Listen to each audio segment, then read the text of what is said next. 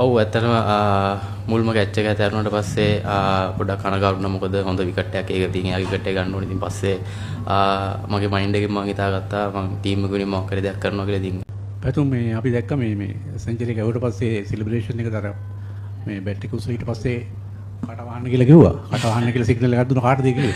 නෑ ඒක නෝමල් මම කරන දෙයක්. ඒ කාටවත් කිසිම දෙයක් කරේ නෑ. පැතුම් ගොඩක් ප්‍රේක්ෂකයෝ ඔයා ගැන විශ්වාසය තියලා තිබ්බා. ඒ වගේම කණ්ඩායම ගැන විශ්වාසය තියලා තිබ්බා. සුපිරියටට යයි කියලා. පල්ලේ කැලේ පිරෙන්න මිනිස්සු ඇවිල්ලා හිටියා.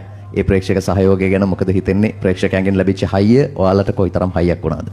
ඇත්තටම ලොකු හෙල්ප් එකක් වුණා. මොකද මේ ක්‍රවුඩ් එකක් ඇවිල්ලා අපිට සපෝට් කරද්දි මාර එනර්ජි එකක් තියෙනවා අපිටත්. ඉතින් ඒ වගේම ඉදිරි තරඟ වලටත් ඇවිල්ලා අපිට විදිහට උදව් ගන්න කියලා මම ඉල්ලනවා. ඉතින් ආපු හැම කෙනෙක්ටම මේ ලුක් කුස්ලානේ ශතකයක් ලබාගත්ත පළවෙනි ක්‍රීඩකයා සහ ලංකාව වෙනුවෙන් 20 තරඟ වල ශතක දෙකක් ලබාගත්තු පළවෙනි ක්‍රීඩකයා.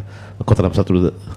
ඇත්තටම ගොඩක් සතුටුයි ඒ ගැන. මොකද වර්ල්ඩ් කප් එක 100ක් ගන්න මගේ ලොකු ටාගට් එකක් තිබ්බ. ඉතින් මම හිතනවා මට ඒක ඇචීව් කරන්න පුළුවන්. ගොඩක් සතුටුයි ඒ ගැන මට. පැතුම් මුලින්ම ග්ලෙන් මැක්ස්වර්ගේ උඩ පන්දුවක් මගේ හැරී ගියා. නමුත් ඔබ ඊටත් වඩා හොඳ සුපිරි උඩ පන්දුවක් රැකගත්තා. ඒ වෙලාවේ ඔබට මොන වගේ හැඟීමක්ද තිබ්බේ? උඩ පන්දුව ඇතරෙන් පස්සේ ඔබට මොන වගේ හැඟීමක්ද තිබ්බේ? සහ ඉන් අනතුරු ඒ ලබාගත් උඩ පන්දුවත් එක්ක මේ කණ්ඩායමත් එක්ක මොන වගේ හැඟීමක්ද තිබ්බේ? ඊට පස්සේ ඔබ හොඳ ශතකයක් වාර්තා කරලා කණ්ඩායම ජයග්‍රහණය කරලා රැගෙන ගියා.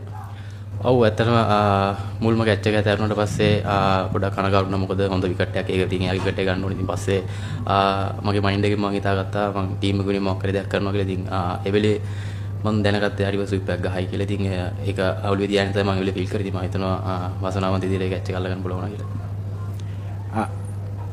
Congratulations, you are qualified. India has also qualified yesterday. So both host nations have qualified in Super 8. We hope at least we will make one history out of these two lifting the cup. So best of luck for that. And coming back to today's match, I think reading the pitch, Australia has misread the pitch and they should have restricted you much lesser than the 180. Australia should have scored more, and they should have, even after 180 they should have defended. Their all bowlers had a rate of 8+. So where they lost the plot, either 20-30 runs short or could not defend 180.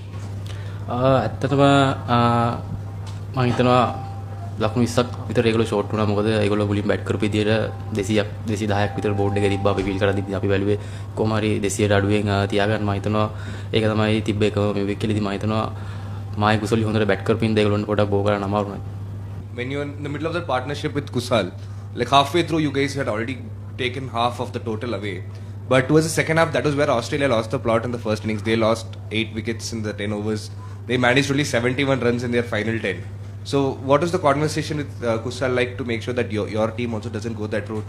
You're thinking of playing slightly longer, even if the rate was, even if the required rate climbs up a little bit. Was the conversation about trying to bat a little longer?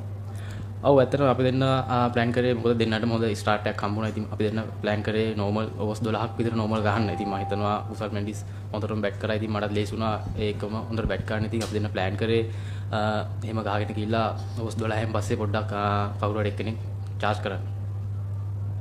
So what he said was that they were planning to bat normally for up to 12 overs, and once they were actually batting up to 12, they realized that they were batting well and they were getting runs. So they didn't really have to push it, and they were getting enough runs. And so they found it very easy, and they kept on discussing, but they never had a actually opportunity where they had to just go after the bowling. පැතුම් අද ගහපු පාරවල් වලින් ඔයා ගොඩක්ම enjoy කරපු එකක් දෙකක් තියෙනවද? එහෙම චුට්ට විශේෂ මතක් කරන්න පුළුවන් ඒවා. අද ගහපු වලින් මම ආසයි රිවර්ස් ස්විප් එකට. කාට ගහපු එකද?